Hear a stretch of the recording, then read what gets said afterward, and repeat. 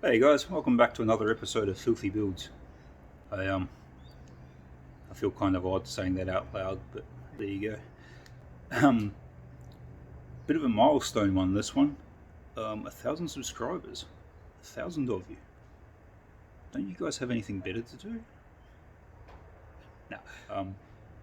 No, that's quite humbling. It's still mind blowing that anyone would watch what I'm doing. Thank you very much for all joining in and watching what's going on, what I'm doing. But I hope I'm sort of showing something interesting and something a bit informative, I guess you could say. But I'm just going to keep doing what I'm doing. I'm having fun.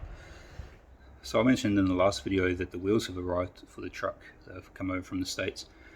I wasn't going to show them. I was going to wait till they were painted and we'd progressed a little bit further with the truck. But due to the 1,000 subscribers thing and you guys all checking this stuff out, I thought as a bit of a thank you I'd set them up on there and show you what's going on. So we'll turn this around and check them out.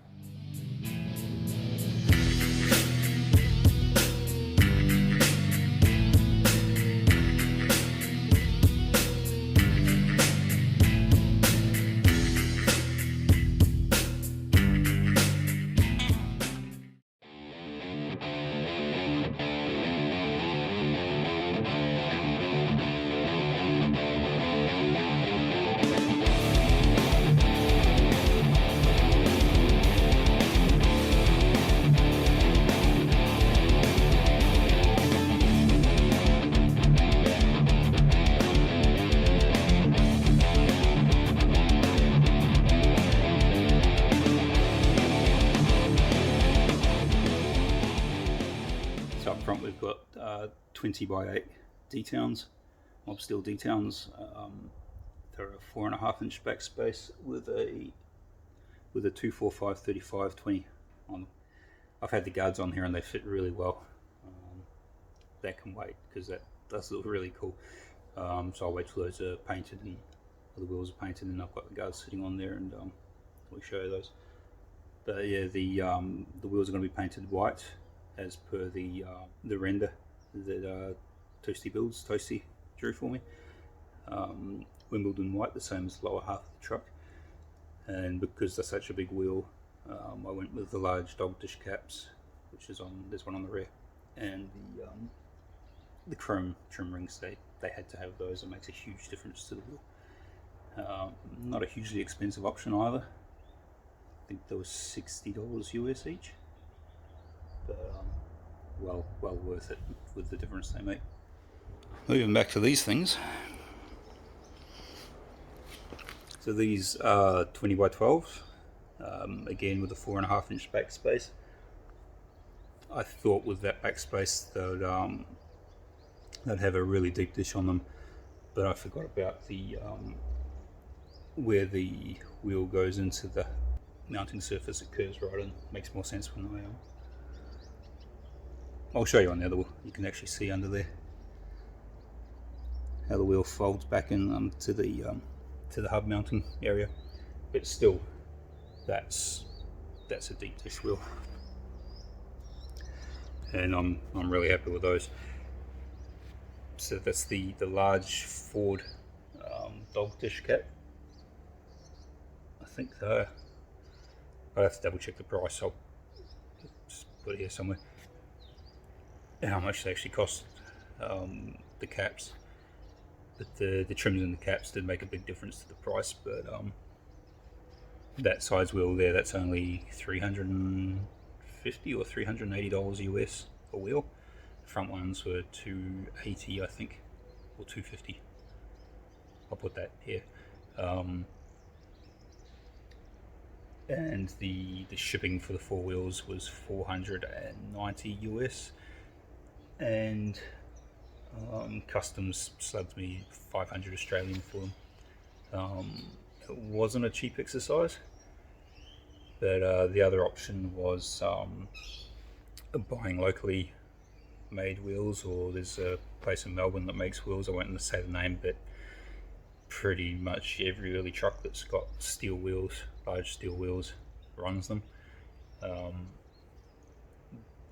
They have a kind of a raised section around the center cap, which looks alright, but I'm not a huge fan of. And the main reason I went with these ones is because besides that slight difference in appearance, which makes a big difference to me, they don't come in anything larger than a 9-inch. And I figured if I'm going big steel wheels, I want big steel wheels. And 12s were kind of the minimum for what I wanted. If tyres were readily available and affordable, I would have gone 14s. But where do you stop? So these have got 315s on them. 315 35/20s. The next size up is a 335. These tyres came out standard on, I've mentioned it before, but these are standard BMW X5 size tyre. So these particular tyres only cost me $140 each. Whereas the 335s, they start at $600 each. I am setting it up so there's room to go a wider tyre. It's also a taller tyre, but wider. But at the moment, I think this thing looks pretty sweet. I've had the guards on the front, and it looks mean. I love it. I've just sort of sat and looked at it for a long time, as you do. But yeah.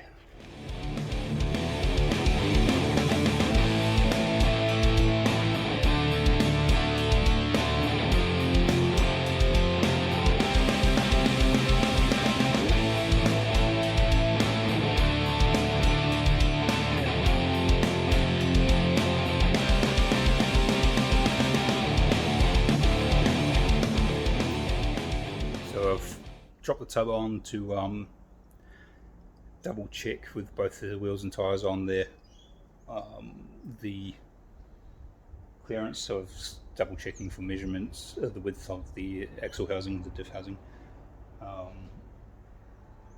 I've got the tyres sitting in a reasonable amount. That's both for looks, clearances, like legal clearances, plus when I have to pull the wheels off, I do need a little bit of extra width just because of the shear size and how low this is going to be. Now this, where I've got them set, is probably about 10 mil below ride height. So the truck's sitting 10 mil below ride height. So between the axle housing, the diff housing, and the frame with no bump stops in there is 165 mil. So in theory, completely aired out with the bump stops taken out, ignoring what the chassis sitting on the ground. So 165 mil, I can then have the center of the wheel pretty much sitting height wise. I can move the tire up that far. So that's 200 mil from there to there, so 165 mil, I can have the bottom of the tire 40 mil below that. So there's room to do that. I don't think I'll ever have it sitting that low because the chassis will be on the ground. But that's what I've got to play with. The other reason the tub's on is because I have to work out my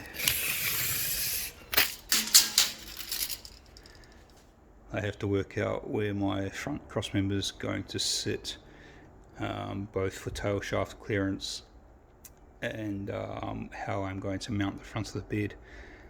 So the cross member needs to come back from the front of the bed there, so I put mounts on and raise the floor up. Here you can see the how on the wheel the center section folds back in on itself, so you lose a little bit of dish there. That's why it's not as deep as you'd think, but I mean that's still sexy as. So we'll lift this tub up and have a look.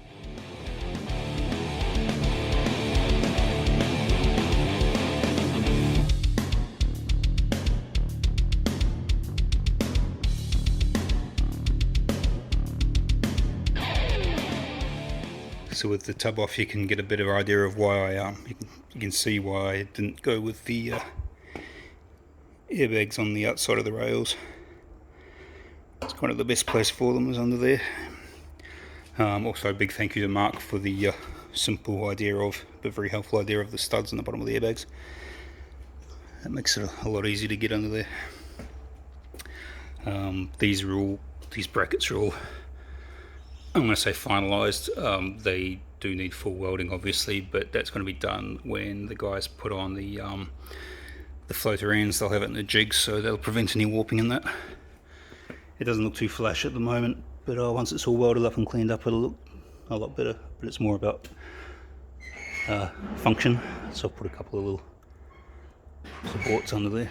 I've got the same supports under the front as well, not just on the back. So they'll be probably stronger than I need. Top brackets, they're fairly well tacked. That's a really excessive tack, but they're tacked in place. I can't see anything being required to be changed on those. I may even just weld those right in. And this crossbar here, this is that's reasonably well tacked in as well. That won't be being changed, I don't think. I've got the lower bars in from the coupe just for size checking measurements, so I've got an idea what's going on. If I keep these ends, I'm going to have to put spacers in here on both ends, but I'll wait until I've got the rods that are actually going in there before I make any permanent things there. Now I've marked, when I had the tub in here, I marked there, so I've got some reference points so I can measure where I'm going to put my front cross member with the supports for the tub. My next move is going to be cutting the center out of this cross member here, which has the cab mounts on it. So it's fairly well supported in there at the moment, so I should be okay cutting the center up. And the reason I want to do that is to work out the tail shaft clearance under there, so then I know how high or low to make that front cross member. I haven't decided if I want to go under or over yet. I'll probably go over, because I still want to have the diff be able to drop quite low to lift the truck right up, so the tail shaft be low. Now the pinion sits quite low in this housing, so when the diff's up higher, it's only ever going to come up as high as where this bolt is now. So I have to work out clearances under there, and then I can work out that cross member.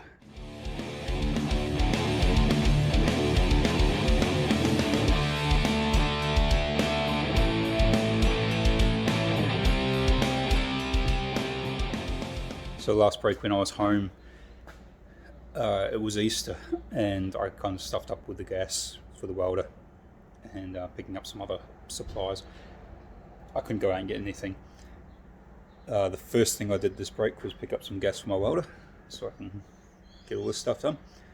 And then I failed to get some steel that I needed for those top brackets. And there was also a public holiday this break, which was Anzac Day. The day after Anzac Day was Monday, so that's a public holiday here. Usually public holidays are annoying for me because that's my time off and I need to go and get stuff done, so it's cool for everyone else with regular jobs, but for me it kind of sucks. But being Anzac Day, that's a whole different story. That's a lot more, that's an important one. No offense to anyone that's Easter and stuff. Anyway, point is I couldn't go out and get stuff that I required, which is cool. And while all that was going on, because I flew from Perth in WA last Wednesday, I'm about to get buzzed again by that plane. When I flew over on Wednesday, the guy that caused the Perth shutdown was also at the airport at the same time as me, so SA Health has contacted me and said you need to go into quarantine until you get a negative test result from a COVID test. So I'm stuck at home quarantining. As soon as I get that test result back, I'll be good to go, but then I've pretty much got to go straight back to work, so I'm behind again. But hopefully showing you guys these wheels will make up for the shortcomings in the rest of the video.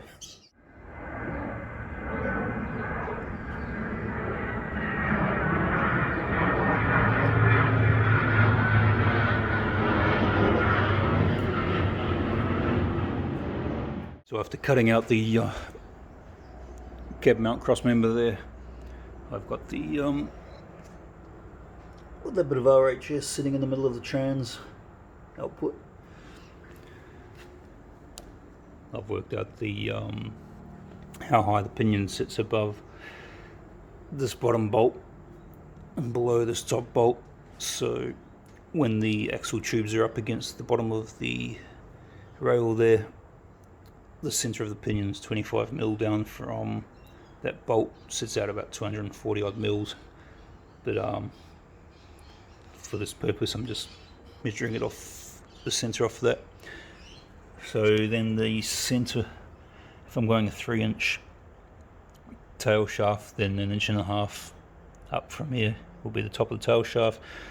That's 50, so 75mm, so at the extreme it'll be touching that. I'm hoping to get away with notching, or not notching that, but I'll probably take a little bit out of it. I will have to take a bunch out of those braces under the cab floor, which I was expecting. But now I've got an idea of what's going on there tail shaft wise. That's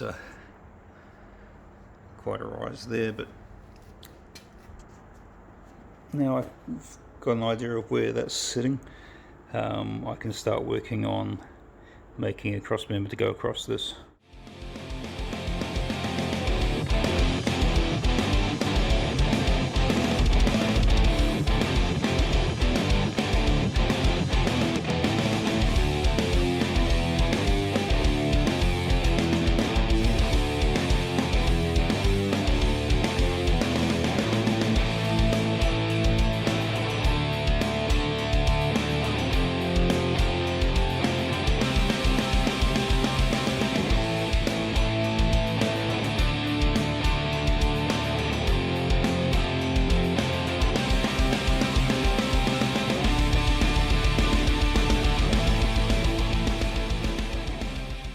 Today I, amongst other things, not truck related, I knocked up this cross member here, this front cross member.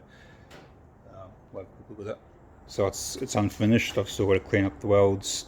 I've missed a couple of spots, and I've got to do a cap weld over the top. It's the same as you see in the time lapse. It's the same process as these rails with this, all separate side pieces, a couple of gussets through the middle, that sort of thing. So I'll go through, do a cap weld across the top, clean that up. I ran out of time tonight to do that, but thought I'd sit that in there so you can see what's going on.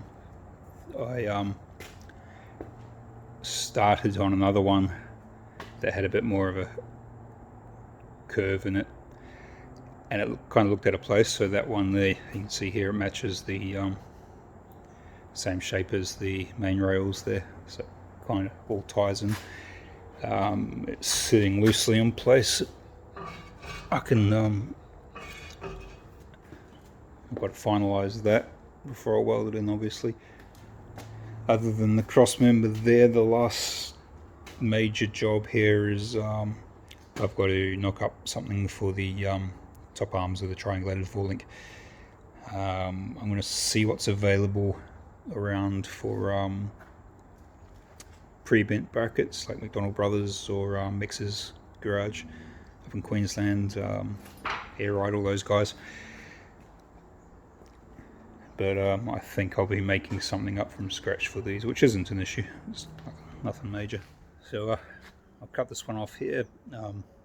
Apologies, that wasn't a lot more exciting or interesting, but there's only so much I can do when I'm with all this stuff going on around us with the lockdowns and that sort of thing. I feel for you guys over in WA and in other countries that have got a lot going on.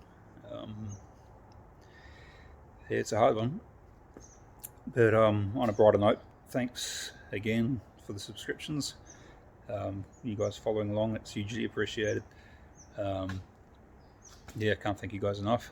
So we'll get some parts on the way for this and do some more planning, and yeah, I'll catch you guys on the next one. Cheers.